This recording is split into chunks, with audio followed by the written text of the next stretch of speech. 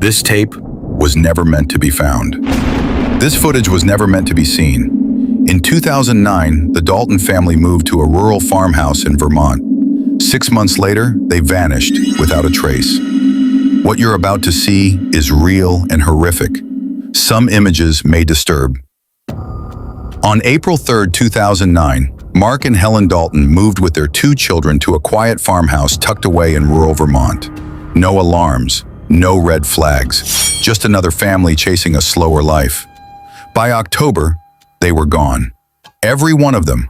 No signs of violence, no trace of a struggle.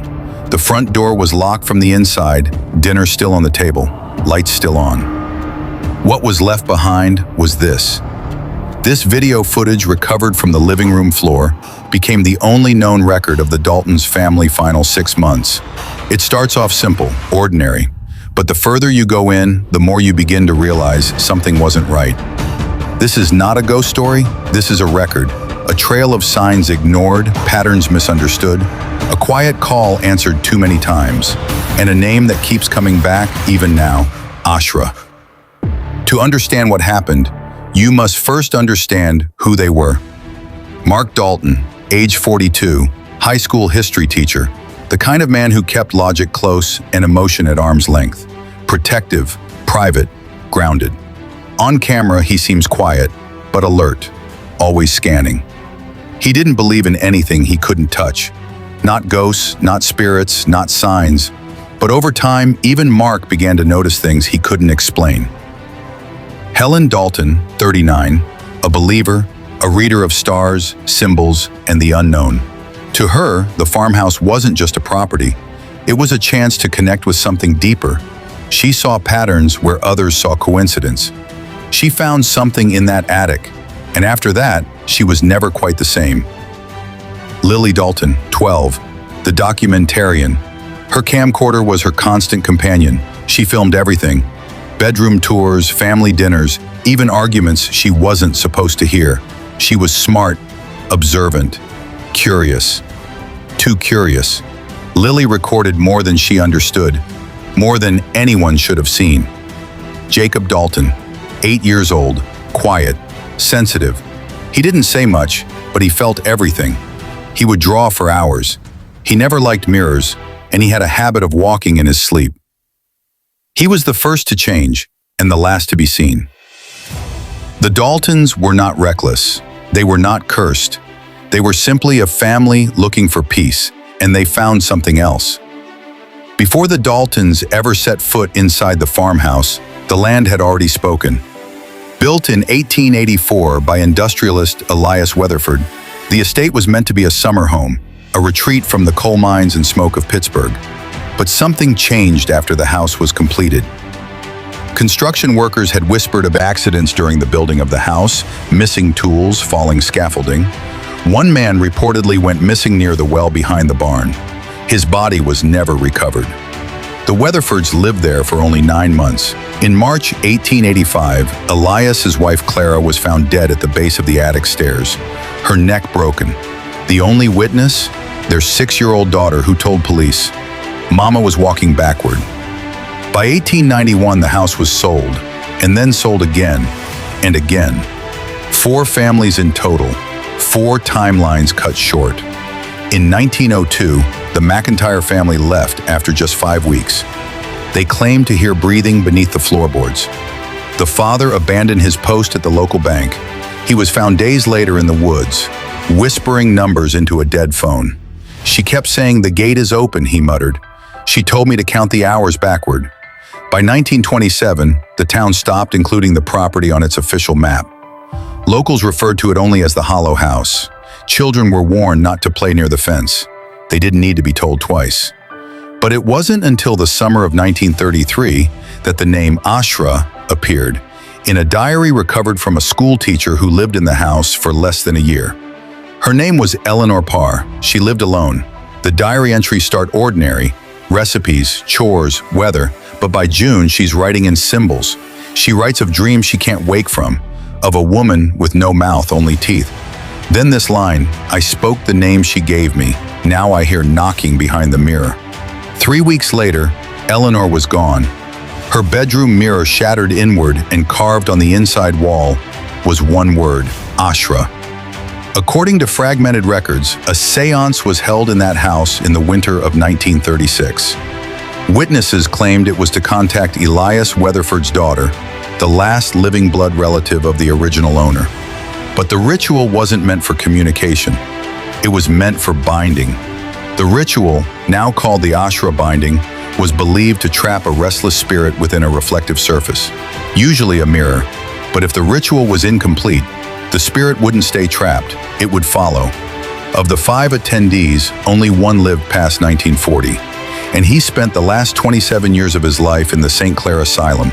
He refused to speak, except to say this one thing to every visitor over and over: "Don't knock on the mirror, she knocks back." The house stood empty for decades. No one stayed more than a few nights. Locals reported sounds of laughter after dark, porch lights flickering on though no power ran to the property. One sheriff said he found small footprints, barefoot, in fresh snow that led to the back door, but none coming out. Eventually, people stopped reporting what they saw, and the house was forgotten until 2009, when the Dalton family moved in. They didn't ask about the past, they didn't know the name Ashra, but someone in that house did, and she had been waiting a very, very long time. Ashra, according to legend, is not a ghost, but a fragment, a spirit that enters through mirrors, dreams, and bloodlines. The attic hadn't been touched in years. Most of it was empty, boxes of rotted fabric, furniture too old to keep. But in the far corner, beneath a stack of warped picture frames, Helen found something wrapped in faded linen, tied with black twine. She said it was cold, damp, even though it hadn't rained in weeks. The cloth smelled like burned paper. Inside was a book, leather-bound, no title on the cover. The first page read only this: "The Binding of Ashra, to silence the unseen." Helen didn't tell Mark about it. She brought it downstairs, claiming it was just another antique journal. But Lily knew something was different. At first, it seemed like curiosity, a little spiritual fun. Helen and Lily began lighting candles in the living room, drawing circles on paper, whispering strange names. At first, it was quiet, controlled. They told Jacob it was a game. Mark didn't like it, but he never made them stop. They said they were trying to connect. They didn't know what they were answering. Lily vlogs herself in candlelight. Her whispering grows louder, more serious. She says, "Mom thinks this is the right night. She said the mirror should be facing the window." They found the name again, Ashra. It was in a chant, a passage near the back of the book, part instruction, part warning. Something about calling her without a mirror leads to misplacement, not containment. They didn't understand what it meant, but the house did. That same week, the lights began flickering at 3:17 a.m. Jacob started waking up with scratches on his chest. He said it was from the lady in the wall. Lily filmed the first real sign on April 21st. At 11:42 p.m., the camera caught something behind Helen. A figure, faint, just for a second. A woman's face, reflected in the mirror, smiling. No one noticed it at the time, but things changed after that night. Lily started asking questions. She began documenting not just rituals, but the things that happened afterward. She said her mom was hearing things through the walls. She said Jacob kept saying, "She's already here. You just can't see her yet." The book had more instructions, most of it unreadable, but Helen kept reading, over and over, until it no longer felt like she was reading to something, but with something. The binding of Ashra had begun, and the family would never be the same again. At first, Lily treated it like a game, a strange, spooky hobby she shared with her mom. She even gave it a name, Project Ashra. She began filming daily, not just the rituals, but preparations, drawings, reciting the chants, filming mirrors, candles, reactions. She said it was for fun, something cool to post later, but her tone changed.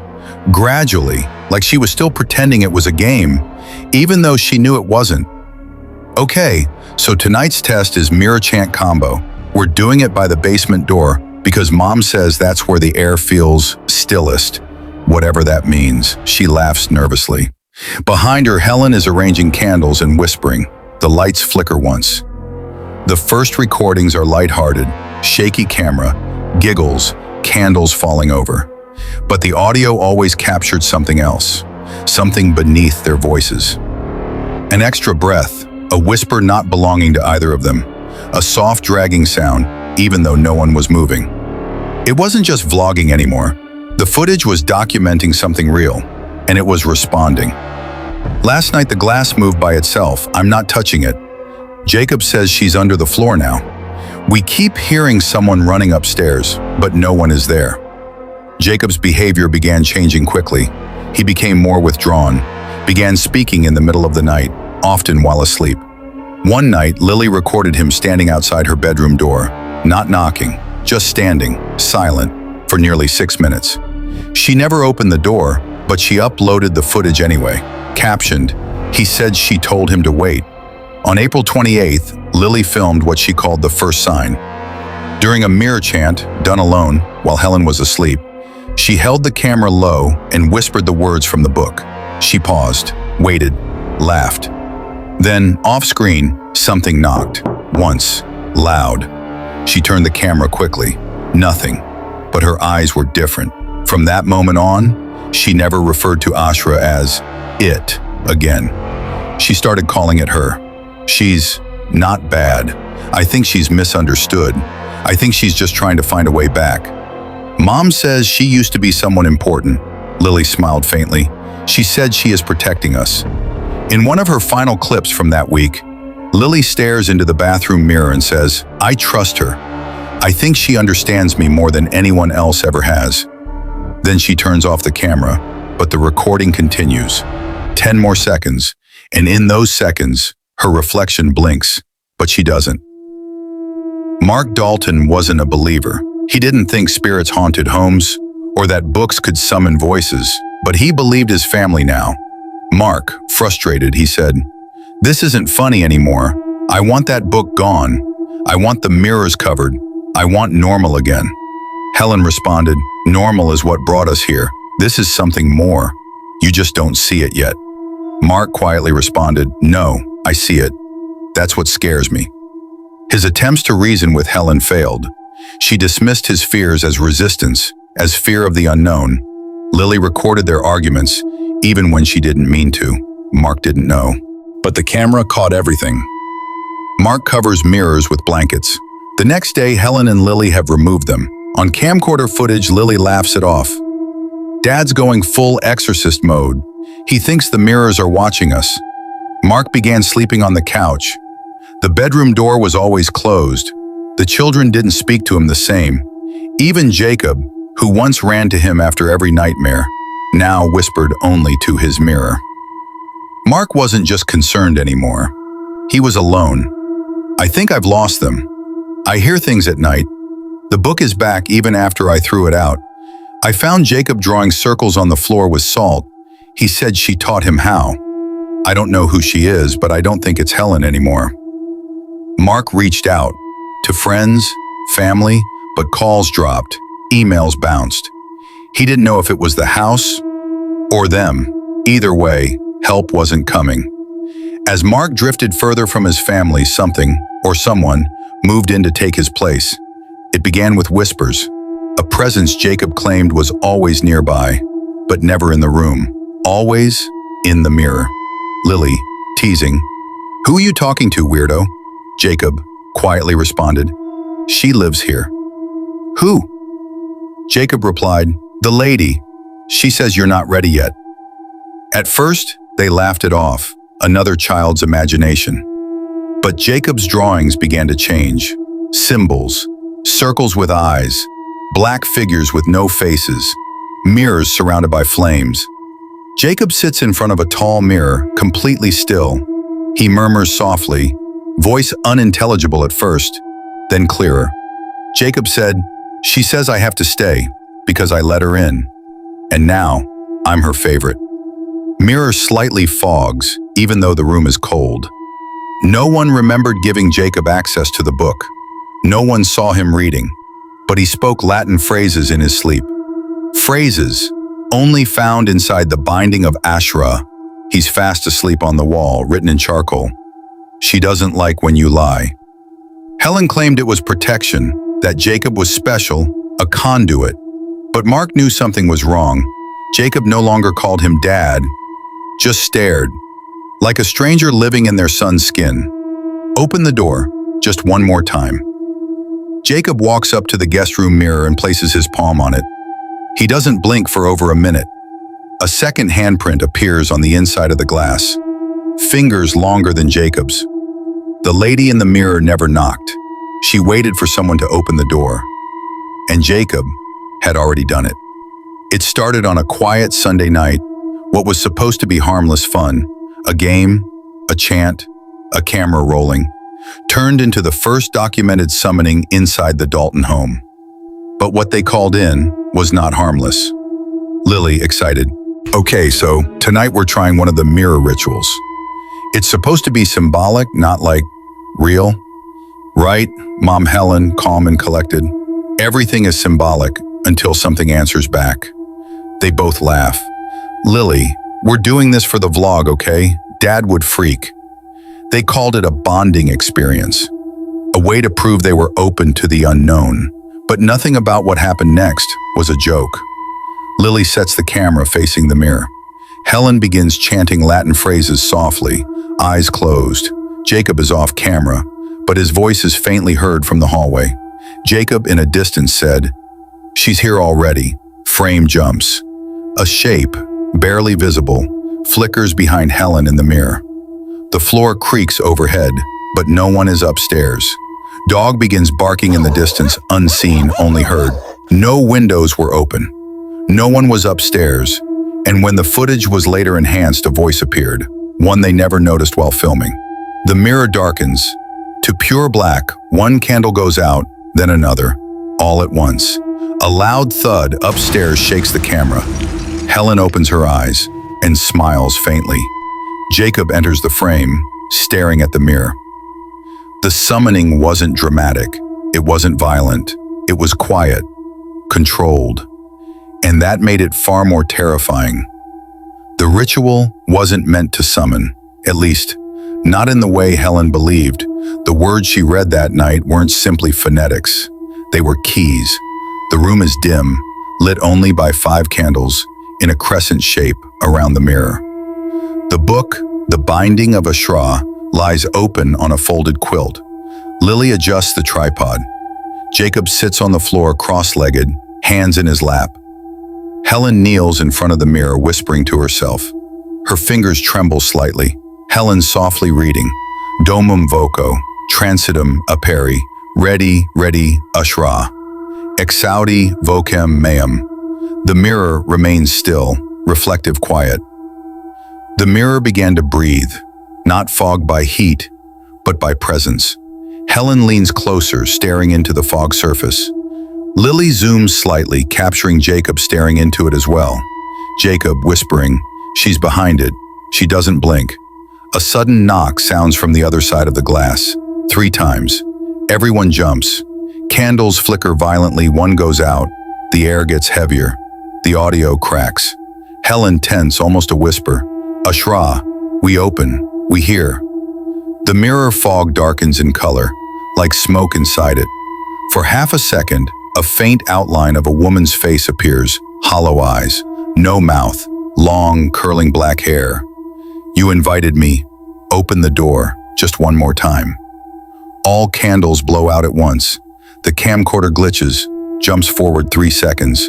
When it stabilizes, Helen is on the floor, passed out. Jacob is still staring at the mirror, smiling. What they believed was a game was, in fact, a reply. And Ashra was awake now. Sleep no longer brought rest to the Dalton household. It brought whispers. It brought movement. And for Lily, it brought something else entirely. The screen is grainy and slightly tilted.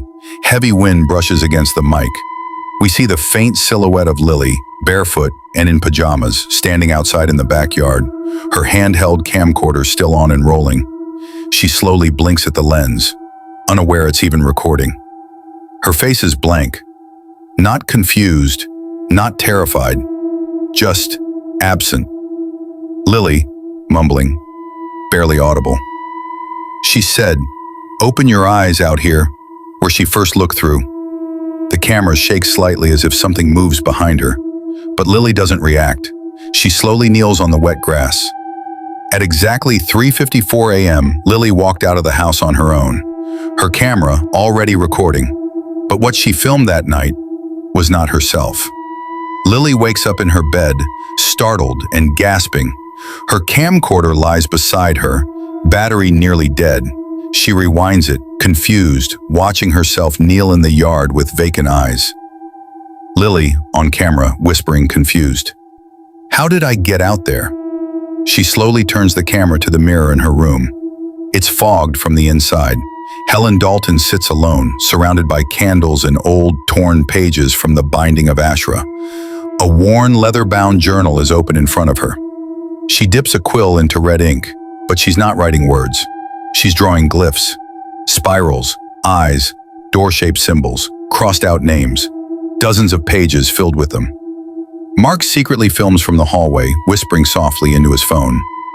She's writing these things every night now. Says they're messages. She calls it listening time. Helen said, in a distant tone, "If the gate stays closed, we'll forget." But she won't. She said this time, it's Jacob. Concerned and isolated, Mark installs small cameras throughout the house, without telling Helen, Lily, or Jacob. He now turned investigator, not to prove them wrong, but to protect what little was left. He places motion-activated cams in the hallway, Jacob's room, the attic door, the mirror covered again. Mark reviews footage the next day. A pattern starts to form. Between 3:13 a.m. and 3:18 a.m. every night, the mirror fogs. In 2 clips, the attic door creaks open, with no one nearby. In one, Lily stands at the bottom of the stairs, completely still, for over 11 minutes. Her eyes don't blink. Footage from Jacob's room shows him waking up and walking slowly toward the standing mirror. He's strained. I'm trying to open it." He raises his hand and begins scratching the surface of the mirror with his fingernails. Long, slow screeches. He doesn't stop, even when they bleed. He murmurs something again. She says, "I'm the gate. I can open. Mark bursts into the room. Jacob collapses unconscious, hands trembling. Mark confronts Helen. Lily records secretly. Mark angry. "He's hurting himself, Helen. He was scratching the mirror in his sleep. What did you do to him?" Helen responded, "He's not hurting. He's preparing. The gate needs a keeper. She said he's already chosen." Mark stands in silence. Then, "Who the hell is she?" Helen looks up, her eyes completely hollow. Helen quietly responded, "You've seen her. You just don't remember yet." In multiple separate video clips, across different days and cameras, a low voice can be heard when audio is slowed or reversed. Not Helen, not Lily, not Jacob, not Mark. Always between 3:13 and 3:18 a.m., saying, "The gate must open. He is the key. Don't stop him." On the 6th night, it plays while Jacob is asleep, and Lily's camera shuts off mid-recording, even though it was fully charged. Not a haunting, not a possession. This was a negotiation, and no one in that house knew what they had already agreed to. Whatever they summoned was no longer asking permission. Whatever barrier once kept the Dalton family safe had thinned. The air grew heavy, the nights grew louder, and then, without sound, without a door opening, Jacob vanished. A wide-angle night vision camera shows Jacob asleep in bed. He shifts under the covers, then suddenly sits up, slowly. He looks toward the closet, then toward the mirror. No sound, no visible change. At 12:49 a.m., the camera flickers. When the screen clears, Jacob is gone. The bed sheets remain undisturbed. No door opened, no footsteps, only silence and a missing child. Mark's breathing is erratic as he climbs into the attic, flashlight trembling in hand. Lily follows behind with her camera. The air is thick with dust, but something's off. Mark's light hits a corner, and he gasps. Jacob is sitting cross-legged in the center of the attic. He's unharmed, but filthy. Soot and charcoal dust coat the floor. He's surrounded by a perfect circle of blackened ash, etched with symbols from Helen's journal. Spirals, inverted trees, and repeated mirror shapes. He looks up at Mark. Jacob softly said, "She was showing me our new house." Mark steps forward, horrified. Mark asked, "Who, Jacob? Who showed you?" Jacob smiles. "Mom said we'll all go soon, when the mirror lets us." Mark, pale and shaking, speaks directly to the camera. I tried to call someone, but the line's dead, and my phone won't turn on anymore. I went to burn the book. I was going to end this, but..." Furious, Mark holds the binding of Ashra over a lit pile of firewood. The flames roar, the paper darkens, but doesn't catch. He flips through it, not even singed. He adds gasoline. The flames rise higher, licking the leather cover, but the book remains untouched. Mark on camera. "This thing won't burn. It won't burn." He hurls it into the fire, steps back, and watches. Smoke churns violently upward, black and dense, before reversing into the pit, sucked inward unnaturally. Lily hides her camcorder in her closet, pointed slightly through the cracked bedroom door. She's recording Helen, who stands in front of the bathroom mirror, candle in one hand, the book in the other. The mirror is slightly fogged, though no one showered. Helen begins whispering in a language unlike any Latin previously heard. Guttural, sharp consonants, rhythmic. She nods slowly, but what we see next is impossible to explain. Her reflection is not synchronized. In the mirror, Helen lifts her right hand, but in reality she lifts her left. In the mirror, her head tilts to the right, but she hasn't moved at all. The reflection blinks. Helen doesn't. Helen in trance. "We've prepared the vessel. He is ready. She is waiting." Then, the reflection smiles, but Helen doesn't. Lily gasps audibly, and the reflection turns to look directly at the hidden camera, as if it knows. That was not her reflection. Suddenly, a loud, high-pitched crack. The mirror fractures across the center, clean and fast. The glass splinters in a perfect web pattern. No impact, no force. Helen doesn't react. She stares into it, whispering, "We'll be together soon." The reflection knew it was being watched, and now it was watching back. Grainy night vision footage hums with low white noise. A dimly lit view of the Dalton family living room. The camcorder sits unattended on a bookshelf, its red record light blinking in the dark. A clock on the wall ticks steadily. Nothing moves for nearly a full minute. Then, at exactly 3:17:03 a.m., the screen glitches, violently. Static rips across the footage. The video distorts, colors invert for a split second, and a piercing screech echoes through the speakers, like a metallic scream dragged through a tunnel. This was the last recording recovered from the Dalton home. What you are about to witness is untouched, unaltered. But the timestamp was verified, 3:17 a.m., the exact moment they all vanished. The camera begins to shake slightly, though it hasn't been touched. Then all at once, the sounds erupt. A heavy dragging noise across the ceiling, doors slamming, but no one seen. A low growl, like a distant animal inside the walls. The camera glitches again, and the audio cuts out briefly. Then it returns, warped and slowed. It's time. We are the offering. The living room lamp flickers wildly, even though the house was said to be without power. Shadows move across the far wall, long, reaching, not matching any known source. A figure darts past the hallway entrance. But the camera doesn't autofocus, it's blurry, thin, barefoot. The noise builds, screeching and wind-like howling, almost mechanical, layered with whispers. "Open! It's waiting! Not yet! Now!" Jacob appears in frame, standing stiffly in the hallway. He's facing the camera, but his eyes are completely black. His mouth is slightly open, whispering, but there's no audio. He raises one hand, slow and deliberate, and points at the camera. A moment of stillness. Then, bang! All lights explode. The screen goes pitch black. Only the faint sound of breathing remains. The final image is a single frame of the mirror, now cracked beyond recognition, with faint shapes writhing inside the glass. The next morning, the house stood completely silent. No screams, no damage. Only a camera, still recording, on the floor. The static hisses, then steadies. The night vision camera slowly pans right, almost as if drawn by something unseen. The lens turns from the flickering living room light toward the dark hallway. At the end of the hall stands Jacob, barefoot, wearing his pajamas. Still, he doesn't blink. His eyes are open, yet blank, like someone looking through a pane of frosted glass.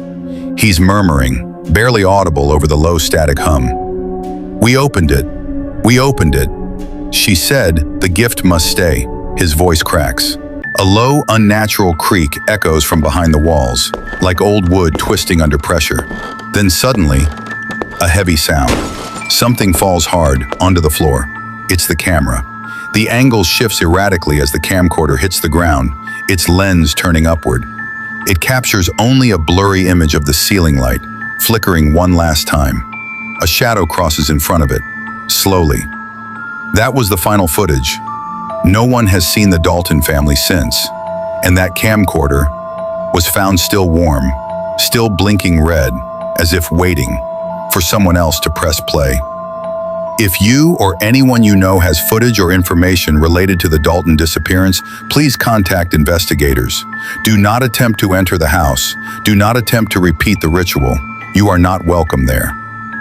Yes, it's the Dalton family. No one's answering. They didn't open their shop this morning, and their lights were on all night. They're a good family. Something's wrong. It took 13 hours before anyone reported the family missing. By then, the house had already gone silent. Officers approached the house, its windows fogged, blinds drawn. An officer knocks. No answer. A second knock. The doorknob turns, locked, but through the side window, a lamp flickers, just once. Officers break in through the side door. The moment they enter, their breath becomes visible. Why is it freezing in here? Anyone home? Windsor PD. House is locked from the inside. The house looks untouched, eerily pristine. Bowls still on the dinner table. Lily's camera charger plugged in near the couch. Jacob's toy truck rests near the hallway. But no people. No signs of a struggle. No blood. No mess. Only a strange metallic smell in the air. Burnt, like scorched stone. One officer steps into the living room and notices something on the floor. "Hey, body cam 2, get this." A camcorder resting on its side, red light blinking slowly. Still warm. They eject the tape. It's been recording, recently. House was locked from the inside. No forced exits, no signs of struggle. No footprints, not even the family's. No external surveillance nearby. Worse yet, every mirror in the house showed strange discoloration around the edges. Burnt like marks, blackened crescents. No heat source nearby, not smoke, not soot. Beneath each mirror, investigators noted faint carvings or scorched glyphs in the wood. None matched known symbols. No fingerprints, no hair, no physical trace of the family inside their own home. It was as if they were erased. Online forums and local whispers begin to circulate. The Ashra ritual, trending in niche occult subreddits. Urban legends of children lost in the woods, last seen near the Dalton home. Mediums claiming dreams of a gate in fire and glass. Despite dozens of interviews, no one could answer the most important question. Where did the Daltons go? And why was the only thing left behind a camcorder and a message buried in the static? Once the footage was leaked, quietly and unofficially, it didn't take long for the internet to notice. What the investigators missed, others began to see. Helen is seated alone during one of her spirit journaling moments. A Reddit user slows the clip to 0.25x speed, enhances shadows. In the mirror behind her, a tall, faint outline, not matching anyone in the room. It moves, but Helen doesn't. There's someone behind her, but she's not reacting. Audio engineer uses spectrogram software to isolate background frequencies during the family's second summoning attempt. Reversed audio reveals a garbled message, enhanced, slowed. You never had a choice. Online communities react. Reddit thread, r/occult findings, post title, what is Ashra? Top voted comment, Ashra isn't a Western demon or spirit. It appears in rare Mesopotamian fragments as a watcher, a type of gatekeeper between realms. Not malevolent by design, but territorial. Once invited in, it doesn't leave. Another user comments, "It doesn't haunt a place, it occupies people." Medium's Breakdown, interview segment. A psychic medium known as Eliza Rowe, with archival expertise in ancient dialects, is shown reading from high-res images of the binding of Ashra. She explains, "The text isn't just old, it's extinct. A fusion of Akkadian and unknown glyphs. This book doesn't summon, it seals, it binds. It was never meant to be read aloud, not in a house, not in a mirror's presence. The gate opens through reflection when one speaks the dead tongue." Paranormal expert analysis, Dr. Marcus Kelvin, voice clip. "This isn't a haunting, it's an invitation answered. The family didn't disturb something, they fulfilled something." User video reaction compilation. A few viral TikToks and YouTube shorts begin to circulate with titles like "Real Demon Caught in Mirror," "Dalton Footage Explained," "Uncovering the Forgotten Spirit," "The Ashra Ritual," "Why You Should Never Record a Seance." Within days, the footage became a digital obsession, scrubbed by authorities but passed between forums like cursed currency. For many, it became a puzzle. For others, a warning. Hundreds of hours were spent trying to decode the binding of Ashra. No full translation has ever been confirmed. A few who tried said they experienced things. Mirrors cracking, dreams in languages they didn't speak. A voice saying, "We are the offering." After the Dalton family vanished, the house sat untouched for nearly 6 years. But the questions didn't, neither did the fear. Between 2015 and 2018, the property changed hands 4 times. None of the buyers stayed longer than a month. Testimony from former owner. "I started sleepwalking. My wife would find me in the attic, always staring into the mirror up there, the one we hadn't installed. I don't remember going up. I don't even remember dreaming." Another couple's experience. Over surveillance footage. Flickering lights in perfect rhythm. At exactly 3:17 every morning, all the lights came on, one room after another, as if someone was walking through the house. Then, everything would go dark. Not dim, not off, just black. Drone operator uploads aerial footage of the house to YouTube. Footage shows peeling paint, boarded windows. Second-story window. A shadow crosses frame unnaturally fast. The drone veers suddenly left as if pushed mid-air. Brief static, pause frame by frame. In one frame, a child's face visible in attic window. Comment section explodes. "Is that Jacob?" Pause at 1:24. You'll see it. This is why I don't watch found footage alone. Demolition Day, 2020. After years of failed attempts to sell the Dalton residence, local authorities approved its demolition in early 2020.